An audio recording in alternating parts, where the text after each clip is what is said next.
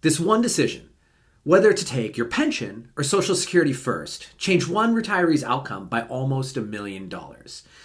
The problem is that most people get it backwards. So in today's video, I'm going to show you the math, the mistake, and the strategy that wins. You know, I probably run thousands of different retirement projections across different withdrawal sequences over the years, and I've identified specific advantages that make one approach clearly superior for most retirees. And that's exactly why I'm making this video today, to show you which retirement income source you should tap first, what specific factors determine this advantage, and how you can optimize your withdrawal strategy regardless of which options you have available. So let's get right into it. So the first thing we want to talk about is, how does the timing of Social Security withdrawals affect your lifetime benefits? As many of you might be aware, Social Security is designed with built-in incentives and penalties based on when you choose to start your benefits. So if you start taking Social Security at age 62, which right now is the earliest you can take it, you're going to lock in a permanent reduction in your monthly benefit of up to 30% less than if you had just waited until your full retirement age, which for most people is around age 67 nowadays. Now, on the other hand, if you delay past your full retirement age, you can increase your benefit up to 8% per year all the way up to age 70, which is the longest you can wait to delay your benefit. So now what I want to do is go over a real-world example of what the benefit would look like starting at different ages. So this is from a client, and we're going to be using this client as a case study throughout the video. So these are like real-world numbers from his actual Social Security statement. And so you can see right here, if he starts at age 62, he's going to get about $2,800 a month. At 65, that rises up to $3,666 a month. And then at age 70, the benefit is going to peak around almost $5,000 a month. So, I mean, you can see that's a pretty big difference of $2,100 a month between the earliest you can take it and then the latest. So, you know, that's almost $25,000 more per year. Now, one thing to think through also is that not only are the dollar amounts bigger, but they're also adjusted for inflation every year for the rest of your life. And as you're going to see as we get later into the video, this is incredibly valuable when you're thinking about the cost of healthcare and housing and other, daily essentials. You get like 15 to 20 years down the line. So the way Social Security works is that delaying Social Security increases your benefit through what's called delayed retirement credits. If you start at full retirement age, which, like I said, is usually 66 or 67, depending on when you were born, you earn that extra 8% per year that you delay up to age 70. And so here's what that means. If you could live to your late 80s or beyond, those larger checks could add hundreds of thousands of dollars in cumulative benefits, all without taking any investment risk. And this is the reason why so many financial planners, myself included, often view delayed Social Security as a form of longevity insurance.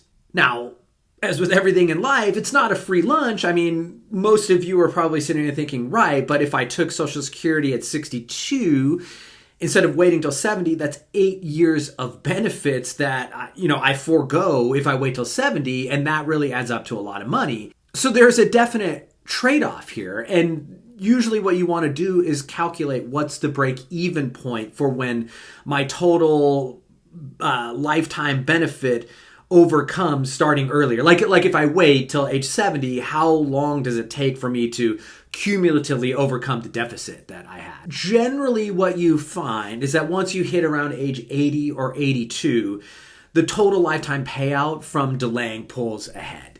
And if you live longer than that, you're probably going to get ahead by six figures or more. So that's why I said it's often viewed as a form of kind of hedging your bets here. And really, it's kind of like longevity insurance. Something else to think about is that for married couples, the break even is even more compelling because the higher benefit lasts as long as your spouse is alive. And for married couples, the break even is even more compelling because the higher benefit lasts as long as either spouse is alive.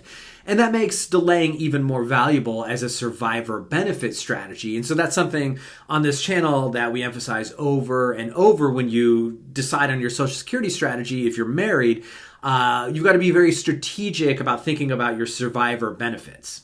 Now, let's flip over and think about how does the pension withdrawal timing impact your long-term benefits. So, pensions work very differently from Social Security. Instead of growing with guaranteed annual credits, pensions usually offer a flat payout once you reach a certain age. A lot of times that's 60, and maybe the payout stops at 65, and you have no way to even delay longer than that. So we're going to take a look at this client's pension benefit statement. Now, he has A and B, but for our purposes, we're just lumping these together because he has to take both. And the figures I'm showing you here are the 75% joint and survivor annuity options. And we'll get into that a little bit later here. But you can see total at age 62, this person could get a pension of about $7,600 a month. But at age 65, which is the longest that he could wait to take the pension, he would get $8,800 per month, which is, pretty significant increase. But like I said, beyond that, there's no increase. This is where the payout caps it. And look, I mean, that increase between 62 and 65, that's about $1,200 per month. I mean, that sounds nice, but to get to it, you'd have to give up 3 full years of pension payments, which totals over $274,000 in missed income. So that's going to take many years for you to break even. And unlike Social Security, most pensions don't have inflation protection. So the longer you wait to start them, the less purchasing power you're actually getting over your lifetime. Which brings us to the next part, is asking the question, what happens to pension values when you delay starting withdrawals? So in most cases, delaying your pension doesn't create meaningful growth, especially compared to the 8% per year increase you get from Social Security. Pensions are typically calculated based on your salary and years of service, and once you hit the eligibility threshold, so like I said, maybe that's 60, 62, 65, whatever it is, your benefit is mostly set. And so waiting longer might slightly increase the monthly check, but it doesn't accumulate in value the way that Social Security does. And one thing I'd also add is that there's no inflation adjustment in the delay. Unlike Social Security, where every year delay, you're also getting the COLA in addition to the extra bump up in pay. And so even if the payout is higher for your pension, if you wait till later, it's not worth more in real dollars after you adjust for inflation, unlike Social Security. So let's take a second and think about how different pension types handle delayed withdrawals. And this is going to depend on the type of pension that you choose. Generally, the default option is something called a single life annuity, and that means that you're going to get the payout for the rest of your life, but when you die, there's nothing left over. Anybody that's married or even has children, I almost always recommend against this option, unless somebody is just single and they don't really care about leaving any type of legacy. Now, the single life is almost always going to be the highest payout, but like I said, it stops at death. Usually, a lot of other private pensions, they have joint and survivor annuity options. The payout is going to be reduced, but it's going to continue for your spouse. So in the example that we have here, we chose the 75% joint annuity option for our client. So that means if the client, and in this case, it's a male, if he predeceases his wife, which is the average expectation, the wife is going to continue to get 75% of the benefit amount. Other types of payout options you might have would be something called a period certain, and that might be, say, we give you a payout option and we guarantee a minimum number of periods. That might be 5 years, that might be 10 years, that might be 15 years. So in this example, it might be, I chose this payout option for 15 years. And if I die in year 7, I'm still going to get the payout for, another 8 years after that, getting up to the 15 years, and then it's going to stop. And, even that is usually reduced from the single life annuity as far as how much the payment is. But that's another great way to at least make sure you get a minimum amount of benefits, should something happen to you. Now, we've already kind of touched on the inflation aspects of these, but just to kind of reiterate, Social Security includes automatic cost of living adjustments. We call it COLAs. And you get these bumps every year, and they're tied to inflation. And so that means that your benefit rises over time to help you maintain your purchasing power. And that also means that the longer you wait to claim, the higher your starting benefit and the higher your COLAs compound off of that base. So let's say right now your pension benefit at full retirement age shows $3,600 per month.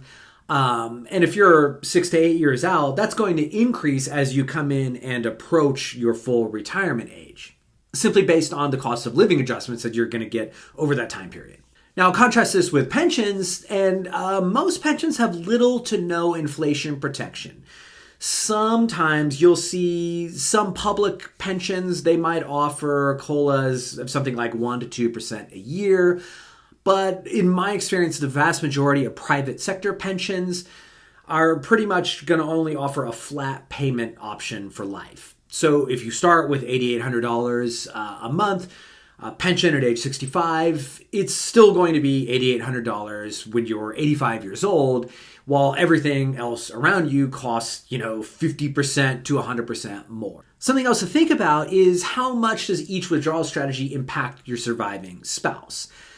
When you're planning your retirement income, it's not just about what you receive, it's also about what happens to your spouse if you pass away first. And so the order in which you draw your Social Security and pension benefits is going to significantly impact your spouse's financial security. So with Social Security, and I think this is often misunderstood, when one spouse dies, the surviving spouse is typically eligible to receive the higher of the two Social Security benefits. And so what that means is that if you delay your own benefit, and let's say you're the higher earning spouse, it doesn't just help you, it gives your spouse a larger survivor benefit for the rest of their life too. And that benefit is going to continue to grow with COLAs, and the survivor still gets it even if they claimed early on their own record. And so this was where, a lot of Social Security strategies come in about, lower earning spouse claims early and then switches over to their higher earning spouse and so on. But the bottom line is that delaying Social Security is effectively a way to protect the surviving spouse's future income, especially if you're the higher earner. Now, we already kind of talked about this with pensions, but a lot of times pensions are typically just going to offer survivor options like 50% or 75% or even 100% joint and survivor payouts. But, a lot of times, if there is a 100% survivor payout, it's substantially lower than the single life annuity payout. And I often find that a sweet spot, just when you kind of run the math, is that 75% level. Don't just take this as blanket advice, of course, but we often choose that. And it also just kind of logically makes sense. When one spouse passes away, of course, you're like for example, if you look at the 50% survivor benefit option, your expenses aren't going to be cut by 50%. And that's because a lot of times you have fixed costs.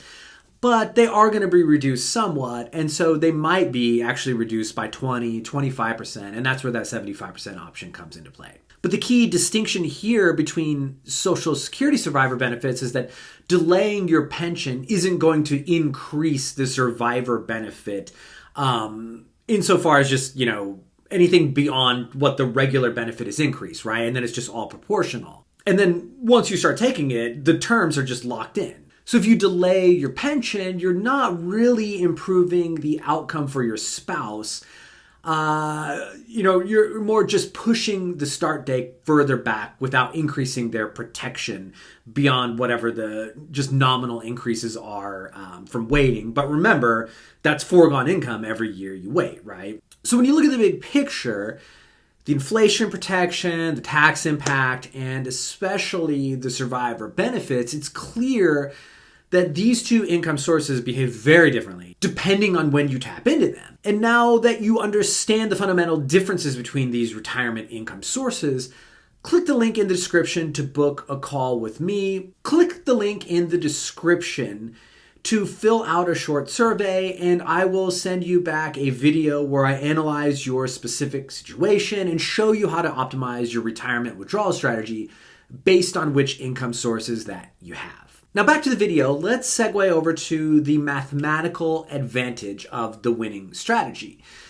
Now we've talked about the structure of Social Security and pensions, but what we want to do now is actually look at what happens when we run the numbers across different withdrawal strategies. So first, let's ask, how does withdrawing from pensions first while delaying Social Security impact lifetime income? So going back to our case study here, when you take your pension early, let's say at age 62, and then you delay your Social Security until age 65 or 70, what you're doing is you're stacking your retirement income in a way that gives you one, immediate cash flow from the pension. So that's going to help you cover early retirement expenses and reduce the load that has to come from your portfolio. At the same time, it's going to allow your Social Security benefits to grow substantially behind the scenes. And because Social Security increases with delayed retirement credits and COLAs, the strategy creates a larger guaranteed income base later in retirement, right when inflation and longevity risk are the most likely to strike. And so when I show you the actual outcome of the two strategies, you're going to see that ends up being a really big deal. Now, what is the cumulative difference over a 25-year retirement? So in our analysis, you can see here, if you start the pension at 62 and Social Security at 65, the strategy generated $142,000 more in cumulative income over a 25-year retirement compared to the reverse. Meaning if you started Social Security at age 62 and delayed the pension until age 65. The income advantage lasts throughout retirement, and by the age 95, the gap is actually even wider due to Social Security's built-in inflation protection continuing to compound. So if you live a really long life, or even if your spouse does, this strategy doesn't just outperform, it pulls further and further ahead. Now, just to show you the difference, we can look at, okay, what happened in this situation if the client took Social Security first and the pension later? Like I said, Social Security 62, pension at age 65. And the results are it underperforms in nearly every scenario. First of all, you're locking in reduced Social Security for life, and you're gaining only modest increases in pension income with no inflation protection to back it up. So unless you have like a really low life expectancy, which, maybe you do, right? If you've had serious health issues, that's going to change how you evaluate this type of decision. But otherwise, starting this early, you're going to lower your lifetime income, you're going to have weaker survivor benefit protection, and you're simply going to have greater vulnerability to rising costs. And so just to kind of piggyback on that idea, look, if you have reason to believe you might not live beyond your early 80s due to personal or family health history, it could make sense to claim Social Security earlier. But here's the catch: if you're married, you're not just planning for one life.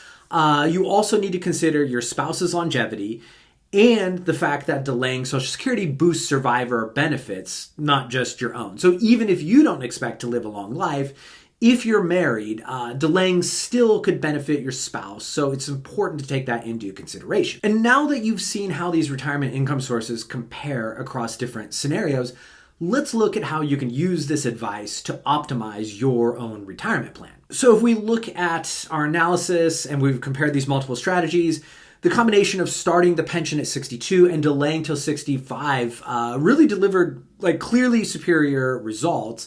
And it wasn't just in overall income, but also wealth preservation. And that's something that I think needs to be a focus, right? You can't only think about lifetime income. You also have to think about, if you care about leaving a legacy, what is going to enable you to draw down less on your portfolio over time and leave a legacy if that's something that's important to you. If we look at the pension, age 62, Social Security, age 65 scenario, you had $142,000 more in cumulative income. That was just over a 25-year horizon. It was actually even higher if you looked out and made it to age 95. It also resulted in a higher present value of your median ending value retirement assets. So In this case, your median ending value out at age 95 for this client was 9.7 million versus only 9.47 million if they did the reverse, where they took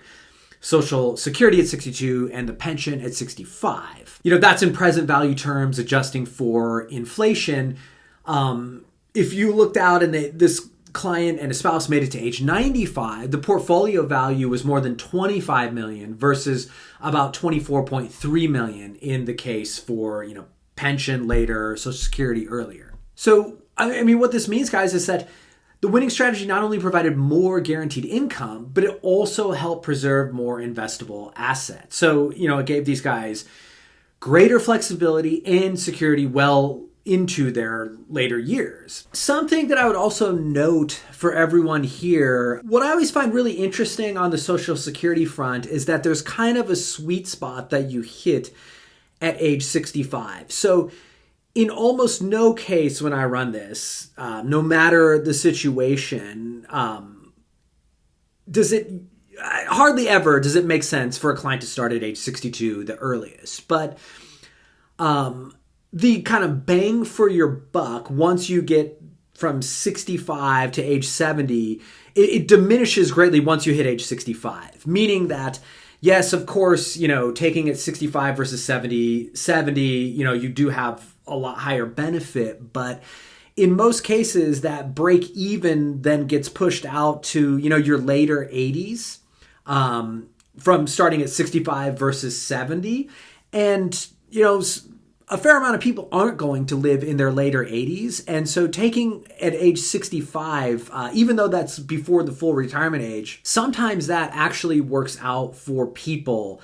And so anyway, that's just a little interesting tidbit. I'm not saying that you should do that, but even in this case, when I ran the math and I looked at 67 and 70 for ages for Social Security and then taking the pension earlier, the total median ending value and ending account value actually worked out better at age 65. So, that's just an interesting little nugget there for you guys. Now, if you have a pension that you have available to you, what steps can you take based on this information? So, number one, I would say identify your pension payout options and consider whether delaying provides any meaningful increase. And part of that is just kind of putting it in the software and seeing what the math actually shows you. Number two, run a Social Security claiming analysis. And you want to see, how does delaying affect your household benefits? Number three, run a tax projection to evaluate the benefits of filing early retirement years with pension income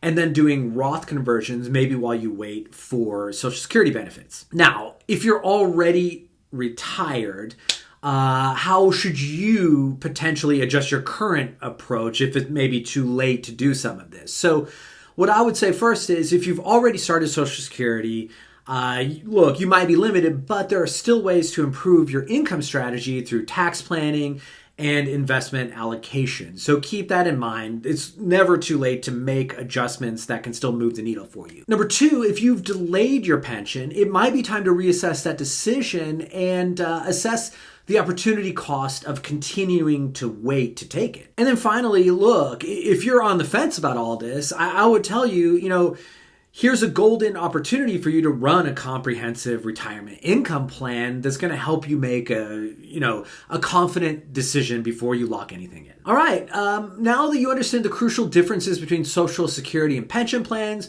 you can make a more informed decision about your retirement income strategy. And if you'd like personalized analysis of your retirement income options, click the link in the description to book a call with me. I'll help you evaluate your specific situation and develop a strategy that maximizes your benefits from all of your available sources. Thanks for watching, and I'll see you in the next video.